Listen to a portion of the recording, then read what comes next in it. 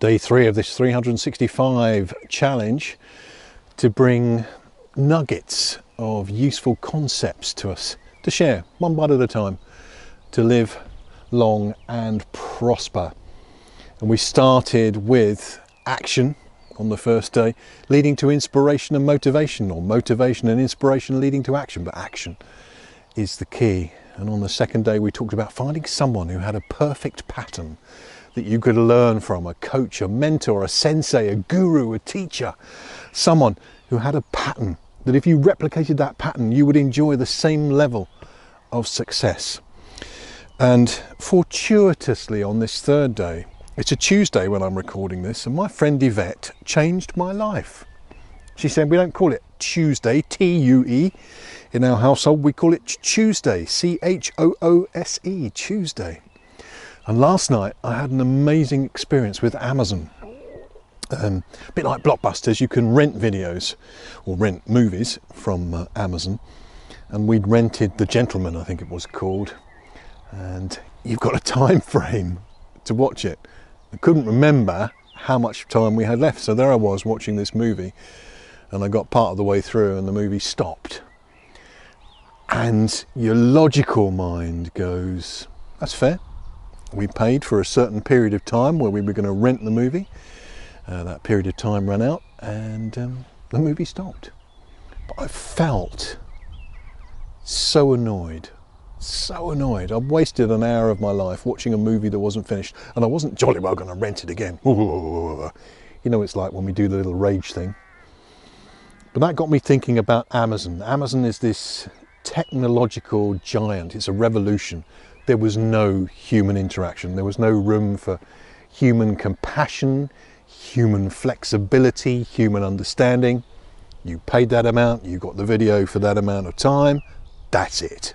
There was probably no human touch the process whatsoever, from our investment through to good old Jeff's pocketbook. And I thought, do you know, I don't like that. I don't like it. So on this Tuesday I want to talk about 3 choices. And the choices are to do with 3 revolutions. The first revolution is the revolution of time. When the Industrial Revolution came along, it was like an industrious revolution. We got the clocks in to help us become more productive. And the idea was to free up more time through mechanisation so that we could enjoy more leisure. That happened, didn't it? Not. And so instead of being masters of the clock, masters of time, time lords, we became slaves to the clock. And in fact people are still clocking in and clocking out, trading their time for money. And that's the second one I want to talk about, money. In the good book there's a parable of some people who were available for hire, and the master goes out to hire them and finds them in the morning and says, come and work in my vineyard and I'll pay you top dollar, whatever it was. And he goes out at lunchtime, there's still some people who haven't been hired. He said, you haven't been hired yet, you know, what are you doing? Come and work in my vineyard and I'll pay you X. And then it goes out at the end of the day and there's still some people there not employed productively. So he says, come and work in my vineyard and I'll pay you whatever's fair at the end of the day.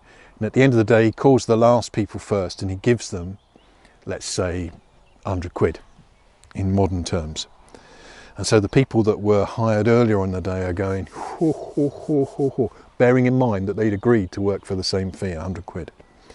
So the lunchtime people came in, they get 100 quid. And the people in the morning are going, okay, this is interesting. The people who had worked all day in that vineyard got 100 quid. And they were a bit miffed. And the master said, look, you agreed to work for 100 quid. If I choose to be more generous, then that's up to me. It's not up to you. And that really taught me a lesson in life, that often we are paid the value that we put on something and what we agree to.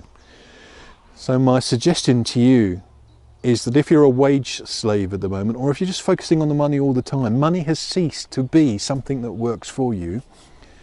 You have lost your masterly position. You have become the servant, money has become the master. If you're watching the clock all the time, the clock has become your master. And you have become the servant. It was never meant to be that way. And if you're a slave to technology, then you are a slave to technology. You are not the master. Technology is not working for you. You are working for technological monsters like Amazon. Yeah, I'm not pro Amazon.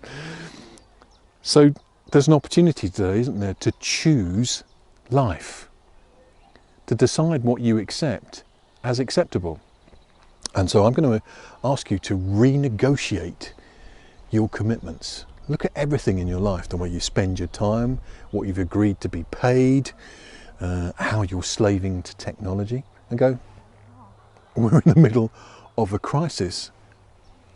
I'm going to calling time out here, or press pause, and let's renegotiate my agreements. This is the perfect day to do it. It's Tuesday. So you choose how much you are worth. You choose how to use your time, and you choose how to make technology your servant, not to be the slave of technology. The good book says we are a slave to anything we serve. Anything that's mastered us makes us its slave. You are meant to be the master. You are meant to be the mistress. So it's time for you to reassert the most powerful gift we all have in life: choice. Choose life. If you want to live long and prosper, you've got to choose life. And as we say in this video series, love will always find the answer. So make sure you choose love as well.